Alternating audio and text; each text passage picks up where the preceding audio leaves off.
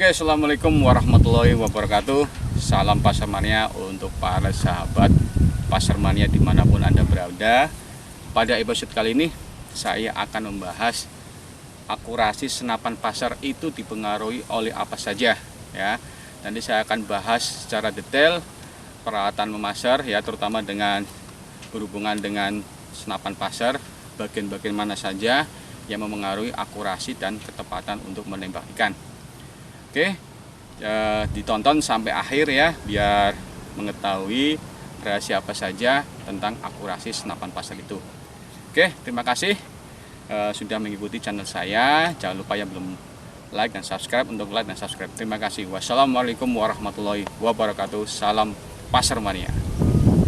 Oke teman-teman, saya kali ini akan membahas berbagai macam piranti atau peralatan memasar yang berhubungan dengan akurasi senapan pasar. Ya, di sini berbagai macam piranti atau peralatan yang akan saya jelaskan di sini. Ya, ada peluru, ya, ada laras, ada benang PE, ya, ada tabung angin silinder untuk senapan pompa, ada visir, ada redot, ya, semua komplit di sini. Nanti saya akan bahas satu persatu dalam ulasan video di episode kali ini.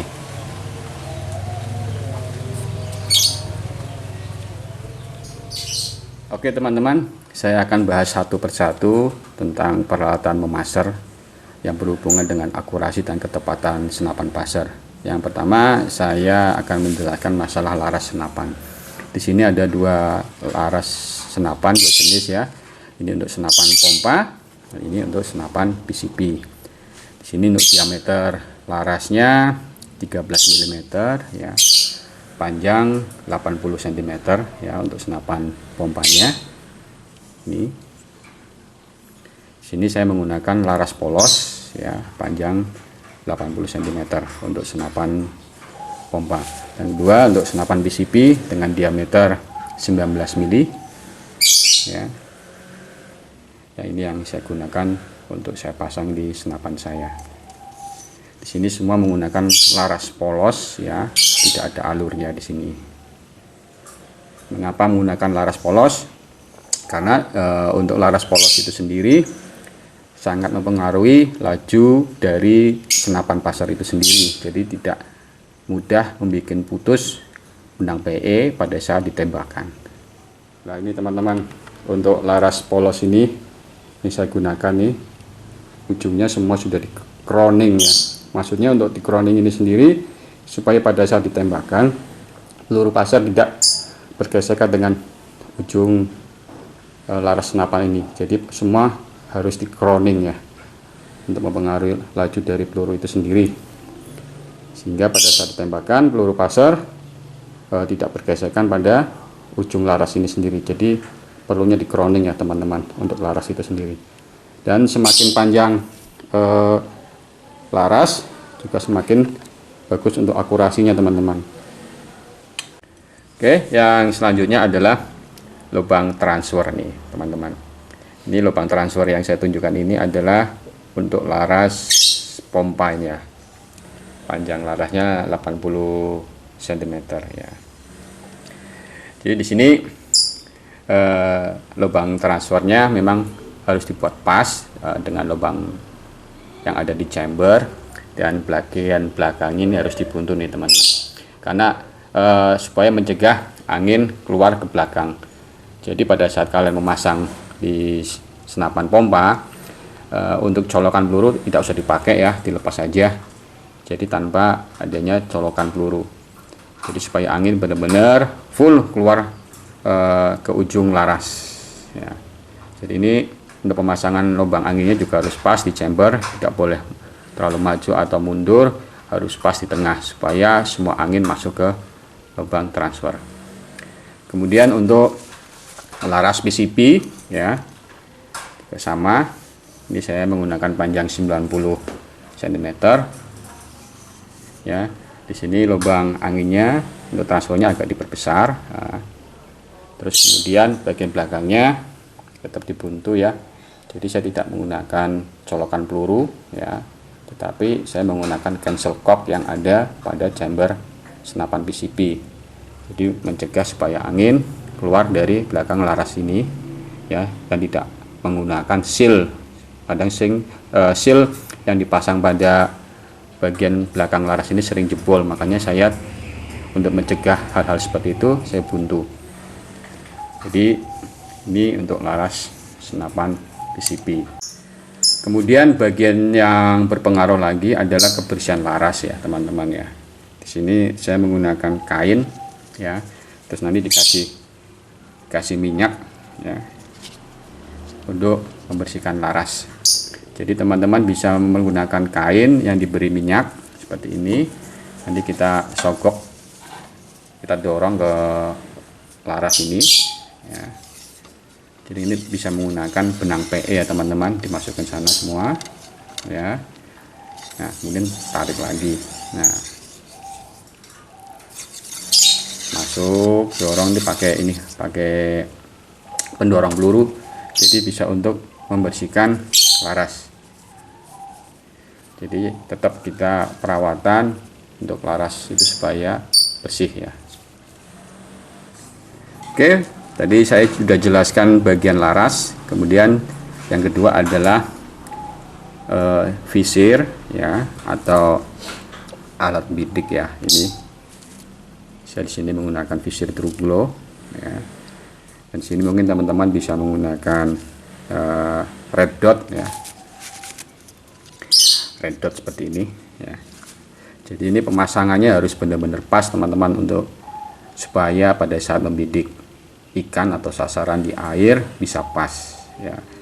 Jadi settingannya harus disesuaikan. Jika kalian ingin melihat cara pemasangan visir yang benar dan cara penyetingan visir yang benar, kalian bisa melihat link video saya di atas ini. Nah, silakan dilihat, dipelajari cara penyetingan visir yang benar pada saat untuk membidik ikan atau sasaran di bawah air. Kemudian yang ketiga adalah jenis anak panah pasar ya teman-teman. Di sini saya menggunakan anak panah pasar ya, ada dua jenis, satu yang menggunakan kuningan, satu lagi yang menggunakan stainless steel. Nah ini panjangnya saya ukur ya teman-teman. Ini masing-masing yang dengan bahan kuningan panjangnya ada 15 cm ya, ini teman-teman, 15 cm ya, dari ujung sampai ke belakang sini 15 cm. Ini yang kuningan ya. Kemudian saya satu lagi menggunakan bahan stainless, sama-sama panjangnya 15 cm. Tanpa kalian sadari bahwa anak panah pasar ini sendiri, bahan juga menentukan kualitas pada saat ditembakkan antara kuningan dengan stainless ya. Coba nanti kita timbang, ini sama-sama panjang 15 cm, beratnya itu berapa. Nah nanti kita timbang. Oke teman-teman, dengan menggunakan timbangan digital saya akan menimbang dua anak panah pasar tersebut dengan bahan yang berbeda. Nanti kita bisa melihat bedanya apa. Sama-sama panjang tetapi beratnya ternyata berbeda bahannya ya. Nah ini saya pakai timbangan digital. Sudah 0, kita timbang ini dengan menggunakan kepala kuningan.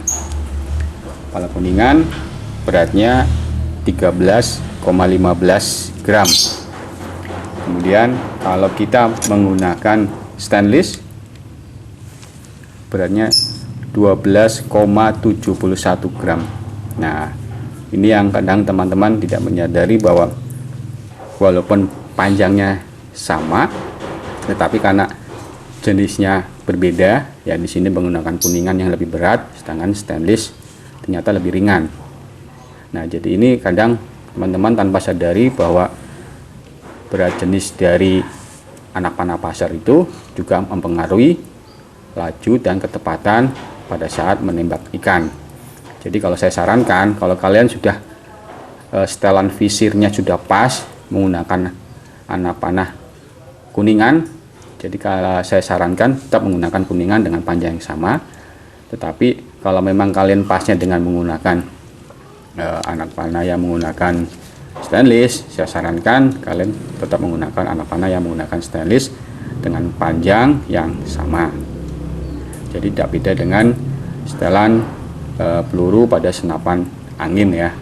Kalau kalian misalkan sudah menggunakan jenis peluru yang sesuai, misalkan tipe-tipe misalkan JSP Monster, akurasi sudah pas, saya sarankan kalian tidak berganti peluru lagi ya.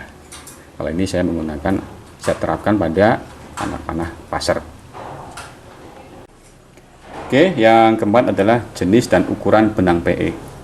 Barangkali ada yang belum tahu bahwa benang PE juga mempengaruhi akurasi senapan passer pada saat ditembakkan. Saya sarankan teman-teman memilih benang PE yang berbentuk gilik atau bulat permukaannya. Sesuaikan dengan ukuran anak panah passer yang kita gunakan.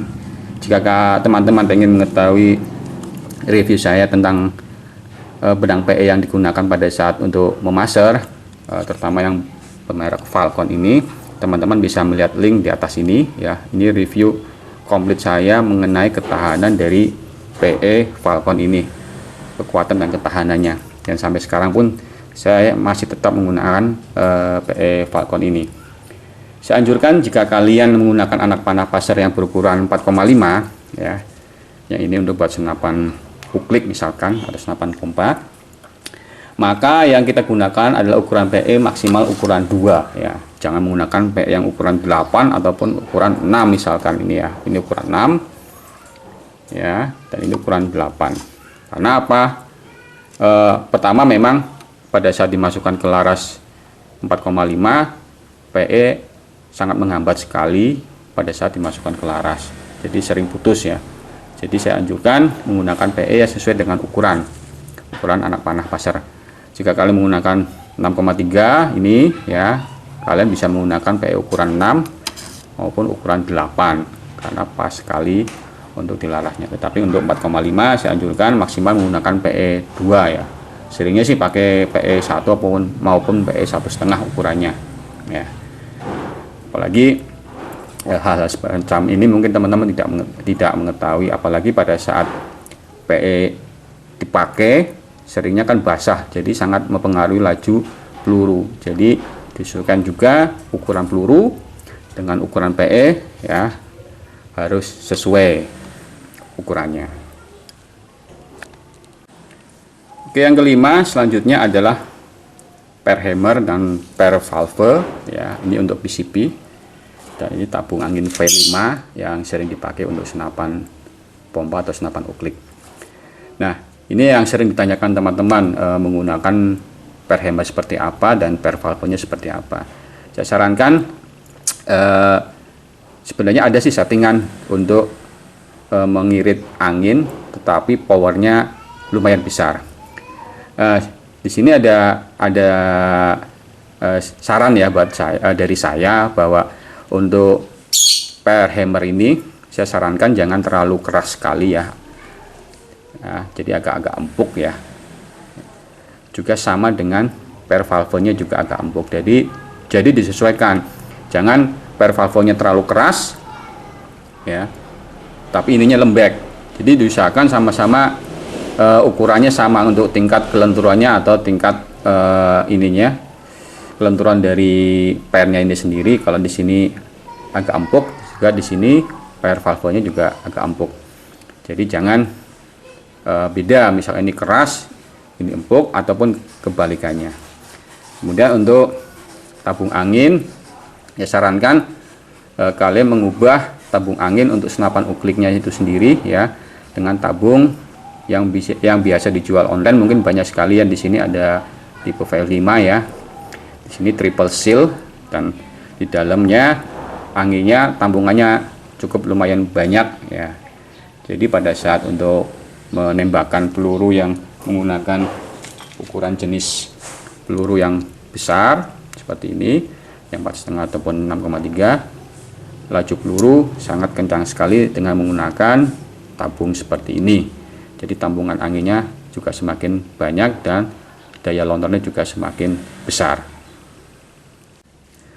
Oke teman-teman, cukup sekian dulu penjelasan dari saya tentang akurasi dari senapan pasar itu sendiri dan bagian-bagian apa saja yang mempengaruhi akurasi dan ketepatan senapan pasar. Tadi saya sudah menjelaskan tentang laras, ya. Ada lubang laras, transfer angin pada laras, pelumas dan kebersihan larasnya, kemudian setting visir dan red dot, ya. Ini. Kemudian jenis-jenis anak panah pasar, ya. Jenis-jenis ukuran benang PE. Terus juga tentang per hammer, per valve, dan tabung angin. Mudah-mudahan penjelasan saya bisa dipahami oleh teman-teman dan bisa diterapkan pada senapan pasar ikan kalian. Oke, terima kasih. Dari saya undur diri. Terima kasih ya sudah melihat dari awal sampai akhir. Wassalamualaikum warahmatullahi wabarakatuh. Salam Pasar Mania.